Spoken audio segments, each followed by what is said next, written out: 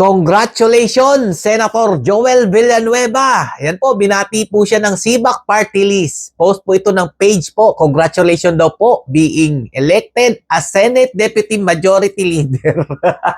May you continue the champion integrity in excellence and genuine service to the Filipino people. Wow, palakpakan po natin. Accomplish. Wala na po siyang kaso. At talaga naman yung nagbati pa sa kanya yung CBAC Party List na number 10 po doon sa flood control anomaly, no?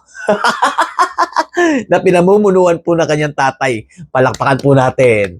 Sino pong next, mga Lodi? Ang target nila, si Senator Marcoleta. Ayan, may kaso daw po ang kakaharapin si Senator Marcoleta o meron daw po siyang warrant of arrest. Pakinggan po muna natin. Hindi po natin alam kung ngayon o bukas sa makalawa ay iahain po sa akin ang warrant of arrest upang ako po i-arestuhin. Sino pa po ang susunod? Di si Senator Robin Padilla, mga idol. Sinasabi po lang dahil tumulong daw po siya sa pagkakatakas si Senator Bato, kahit wala naman po siyang kaso si Senator Bato, na nilinaw naman po ni PBBM na hindi po siya dadakpin. Pero ang pinalalabas nila ngayon, iniska po ni Senator Robin Padilla si Senator Bato de la Rosa. Yan po, mga Lodi. Ano nangyari sa ating bansa ngayon? Tapos, yung sinasabi po nila na busy daw po sila, kaya gusto nilang bumalik sa Senado at magtrabaho na daw po, gagawin na po palang pambansang orchid ang waling-waling, mga idol. Palakpakan po natin ang Senado ni Gatchalian. Siyempre, mga Lodi, dahil 13 na po sila, mukha pong absuelto na rin po ito si Erwin Tulfo. Pakinggan po natin. Ayan, na-elect na. How do you feel that we have a Senate President na? Oh, relieved and happy kasi magagawa na namin yung trabaho namin. Kawawa Kawawa yung taong bayan. Kawawa.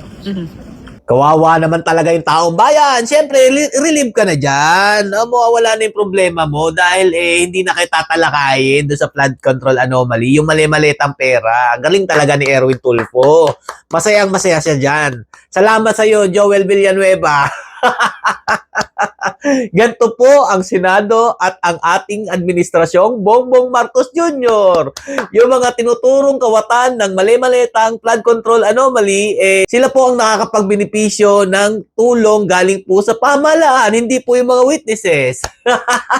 Ano pa, mga Lodi? Si Joel Villanueva, binubulong-bulungan niya pa po ito si Senator Marcoleta. Baka pass the message yan. Dahil mahalata nga naman kung sila Soto o yung nasa kampo po ni Gatchalian ang bubulong po sa kanya. Syempre yung dating kasama na lang po ang inutusan nila. Yan po sa tingin ko ibulong mo kay Rodante Marcoleta na para hindi siya magkaroon ng warrant of arrest o maabsuelto siya, bumoto siya sa impeachment kay VP Sara Duterte. Yan naman po ang kanilang target ngayon. Dahil hindi na po nila kailangan ng maraming tao dyan po sa majority. Success na po sila kahit 13 na lang po sila dyan. Ang importante na lang sa kanila ngayon, mga Lodi, yung botohan sa impeachment ni VP Sara Duterte. Yan po ang kaabang-abang. Kailangan na lang po nila ng 3, mga idol, para makuha nila ang 16 votes. Pero sinasabi nila, mga Lodi, 15 nga lang daw po ang kailangan nila dahil 22 na lang daw po silang senador. Ang kakapal talaga ng mga muka.